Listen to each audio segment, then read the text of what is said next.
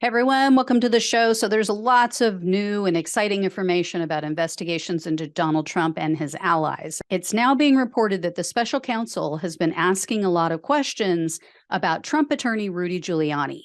Witnesses who've given testimony before the grand jury investigating his alleged attempted coup say that they've been asked where Giuliani received his information, the so-called election fraud information. They've also been asking about his actions in the days leading up to January 6th and what, if anything, he knew in advance about what took place that day. The grand jury witnesses have also been grilled about Trump attorney Boris Epshteyn. I've mentioned him before. They've been asked more specifically recently in regard to the stolen classified documents and the fake electors plot. I mentioned before that the Justice Department is trying to determine if Epshteyn tried to influence witness testimony. It's also being reported that the special counsel, Jack Smith, is giving people a very brief, very limited amount of time in which to respond to subpoenas. And this is likely, everyone's suspicioning, due to the looming 2024 presidential race. Next up is news that Trump can be sued for what happened on January 6th. That was the determination of the Justice Department. This was in response to a legal maneuver by Trump. As you guys all know, several Congress members and police officers are suing Trump for what they believe to be his incitement of violence at the Capitol. Well, Trump tried to say, I have absolute immunity. I can't be prosecuted. I can't be sued in any way, shape, or form, because everything I did on January 6th was part of my official duties as the president. So after a court ruled against Trump, saying that he was not protected by the First Amendment, the matter went before an appeals court. And the court asked the Justice Department to weigh in on this issue.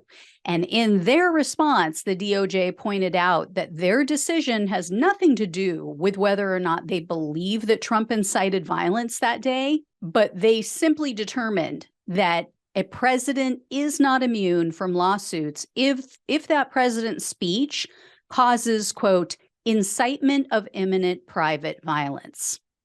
So the lawsuit should be clear to move forward now, but I'm sure Trump is going to try to use additional tactics to stall. So we'll keep our eyes on that. Speaking of which, Trump is trying to delay his $250 million financial fraud case.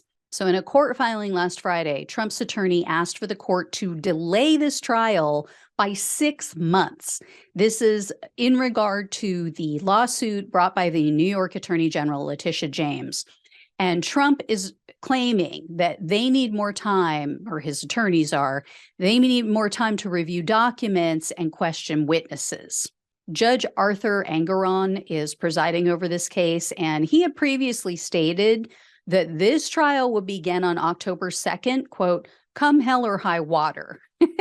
And prior to Trump's filing, Judge Engoron had emailed both of the sides last week, and he said that he didn't see a reason to delay the trial, quote, with all that has already been accomplished. So we'll see what happens. We'll see if he reverses course and lets him hold it off. But, you know, the closer it gets to the election in 2024, the more people are going to be saying that it's all politically motivated. And that really is probably Trump's whole game. Trump is also trying to block the jury from seeing his grab him by the pussy Access Hollywood tape in the E. Jean Carroll trial. That rape trial is scheduled to begin next month. And Carroll is trying to establish a pattern and practice by Trump. But his attorney is arguing that this, quote, does not share any unique characteristics to this case or demonstrate a modus operandi or pattern of misconduct. Here, the actions described on the tape bear little resemblance to the actions that allegedly took place in or around 1995. So he's saying, Trump saying on tape, you can do whatever you want. I don't even wait. I just kiss them. I just do whatever I want. When you're a star, you can do it, blah, blah, blah. He's saying that has no bearing Has nothing to do, is not related in any way, shape, or form to whether or not he raped a woman. Yeah. His attorney is also accusing Carroll's legal team of trying to, quote, convert this trial into a referendum on Trump's character and distract the jury. I mean, someone's character is pretty relevant in regard to whether or not they allow themselves to rape someone, whether they think that it's okay. Next up is an investigation that's been kept on the down low. A research group recently made a Freedom of Information request, and this was related to Donald Trump's recount funds following the 2020 election. The group asked for documents and communications involving a specific vendor who received millions of dollars from Trump's campaign, and the services that they're outlining in these documents basically appear to be sketchy and unrelated to a recount effort. Well, when this group received a response from the Federal Elections Commission, it revealed that Trump may be under investigation already for this matter. The FOIA request was denied, and the letter from the FEC said, quote, to the extent that the records you requested concern an ongoing FEC enforcement matter, we can neither confirm nor deny that any such records exist. So there could be another Trump investigation going on that none of us knew about. None of us had this on our bingo cards. Last but not least is the news about the grand jury investigation in New York. Former Trump attorney and fixer Michael Cohen just met with the Manhattan District Attorney's Office for the 18th time. And he said that he expects to testify before that grand jury very soon. Trump's former advisor, Kellyanne Conway, also met with the Manhattan DA last week. And as you guys likely know, that office is investigating and considering charges related to the hush money payments that Trump paid to Stormy Daniels and Karen McDougal. That was just prior to the 2016 election, so that their stories about him having affairs with them wouldn't leak out to the press.